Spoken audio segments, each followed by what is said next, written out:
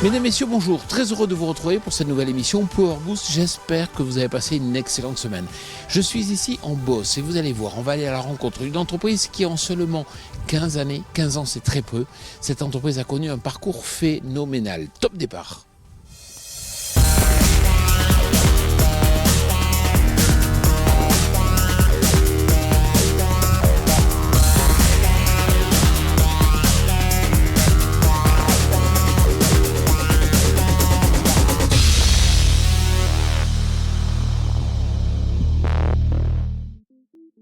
Cette semaine, nous vous transportons jusque dans la belle Beauce, vous faire découvrir l'ETA JMA Travaux Agricoles. Cette entreprise a connu le succès en 15 ans grâce à leur polyvalence. Découvrez leur parc matériel, leur approche de la profession et surtout suivez-nous sur les différents chantiers de l'ETA. Gros matériel garanti. Et c'est parti!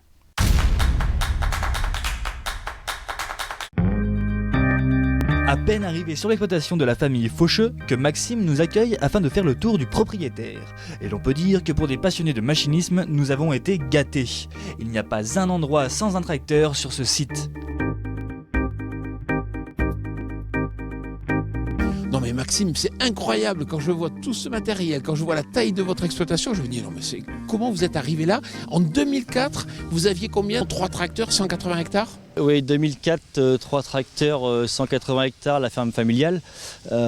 Parti de zéro en entreprise où on a réussi un développement dans beaucoup de cultures différentes, notamment les pommes de terre, la prestation de services dans les pommes de terre, dans les oignons, dans les fermes à façon, quoi. Le développement de l'ETA était là à la base.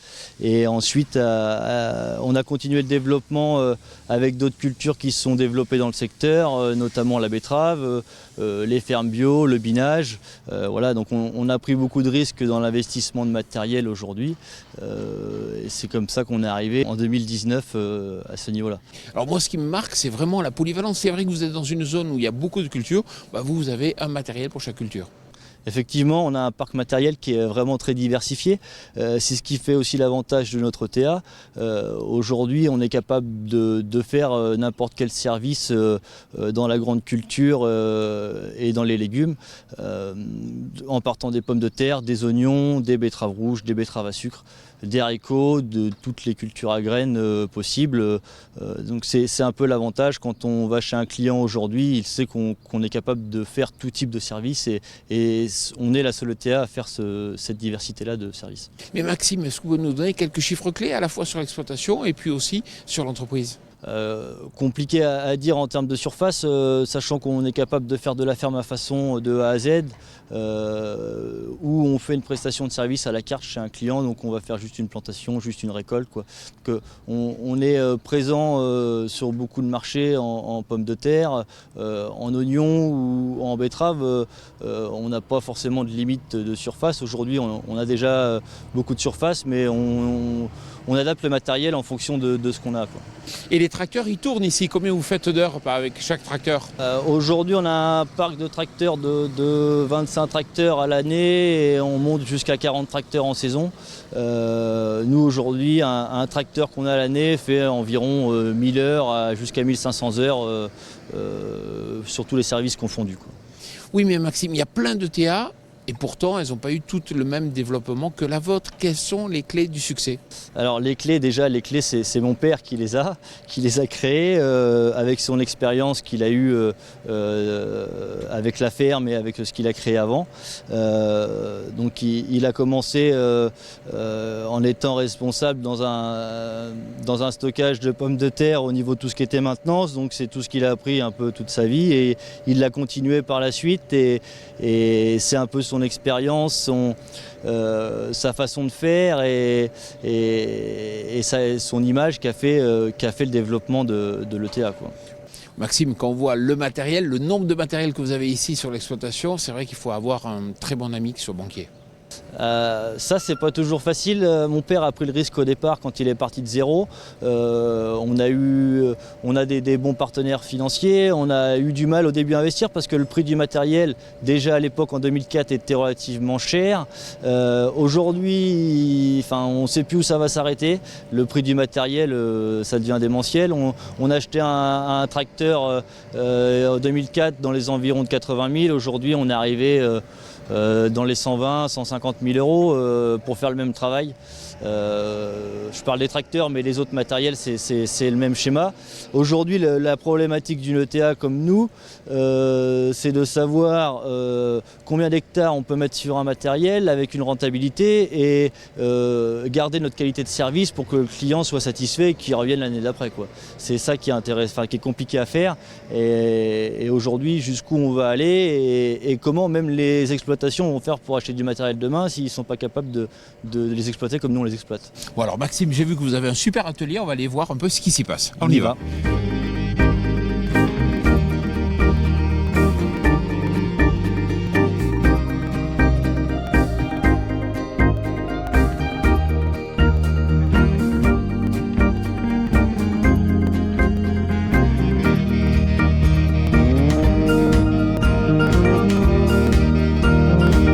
Maxime, quand je vois ça, j'ai plutôt l'impression d'être dans une concession que dans l'atelier d'une ETA.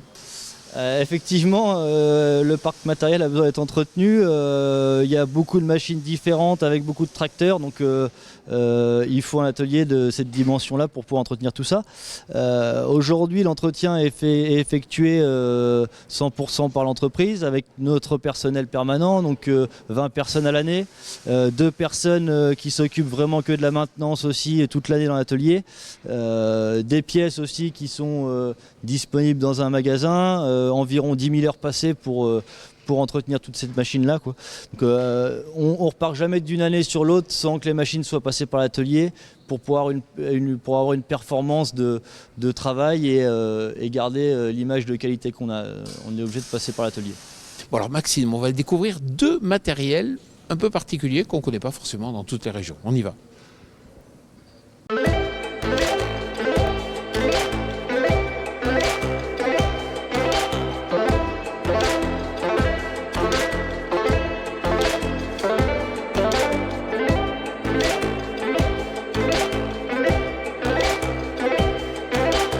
Vous allez voir ces machines. Maxime, c'est quoi ces premiers matériels que vous avez choisis ?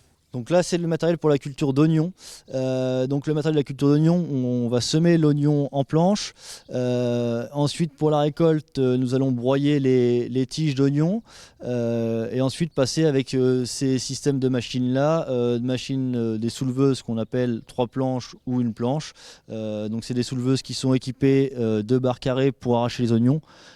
Suivi des chaînes pour déterrer et ensuite nous allons les mettre en andin pour laisser sécher l'oignon sur champ puis les ramasser quelques jours après pour les stocker.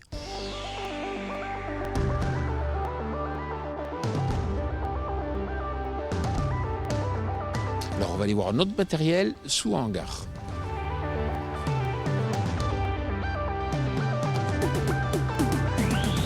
Alors Maxime, ça c'est une machine qui vient tout droit des États-Unis. Oui, effectivement, c'est une batteuse à haricots de la marque Piquet, donc qui vient des États-Unis. Une marque très peu présente en France, car ce sont des petits marchés et pour avoir cette machine-là, il faut quand même avoir quelques hectares de haricots récoltés. Est-ce que vous pouvez nous expliquer comment cela fonctionne ? Donc le haricot sec, bien sûr, c'est pas du haricot frais, c'est du haricot sec. On les arrache, on les met en andin, on les retourne et ensuite on utilise cette machine-là, donc qui est une batteuse haricot. Donc le pick-up, le andin monte dans le pick-up, qui va ensuite aller dans le rotor pour être battu, avec des réglages spécifiques en fonction du haricot pour arriver à garder soit le lot de semences, soit le lot de consommation intact. Donc c'est une machine où on a des réglages hydrauliques sur chaque partie de la machine avec des compteurs de tours. Donc c'est les seules machines à faire ça, où on a aussi un broyeur derrière pour broyer correctement, quoi. Et le prix ? Une machine comme ça, c'est dans l'ordre de entre 100 et 130 000 euros à peu près.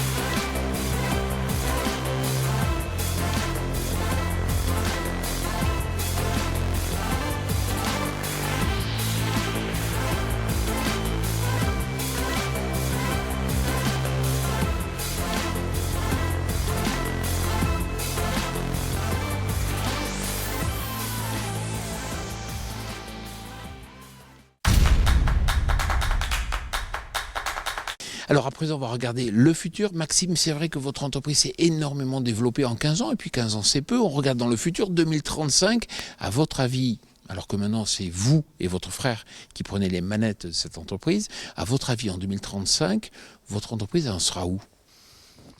Bonne question. Dans 15 ans, on en sera. Je pense que le secteur d'activité qu'on a est déjà relativement grand. On travaille à peu près à 80 km autour de chez nous sur 3 départements différents. Je pense qu'on a des clients qui sont relativement fidèles et on veut garder ce lien avec nos clients et du coup augmenter plutôt les services auprès de nos clients, retrouver des nouveaux clients dans cette région qui est la Beauce et on a encore beaucoup de clients à trouver. Donc je ne pense pas que s'éloigner soit un avantage pour nous quand on sait faire du local. Et si on regarde aussi dans le futur, quels seront les principaux freins à votre entreprise ? Le frein dans l'entreprise, déjà c'est le prix du matériel, sur quelle rentabilité on a en achetant du matériel aussi cher. Donc ça va être très compliqué. Le frein qu'on peut avoir aussi, c'est la formation de personnel. On trouve de moins en moins de personnel et du personnel qui reste, donc c'est compliqué de trouver. Et puis l'évolution aussi des fermes est compliquée à savoir dans l'avenir. Est-ce qu'elles vont grossir? Est-ce qu'il va y avoir une demande plus importante dans les ETA? Ça, c'est la question. Bon, Maxime, en tout cas, merci beaucoup de nous avoir reçus ici sur votre exploitation et aussi sur votre ETA. Voilà, cette émission Power Boost touche à sa fin. Comme chaque semaine, je vous le dis, si vous voulez tout savoir sur l'agriculture et l'innovation, il faut consulter notre média partenaire Agriculture et Nouvelles Technologies. Merci à nouveau. Merci à vous. Au revoir. Et puis, merci à vous.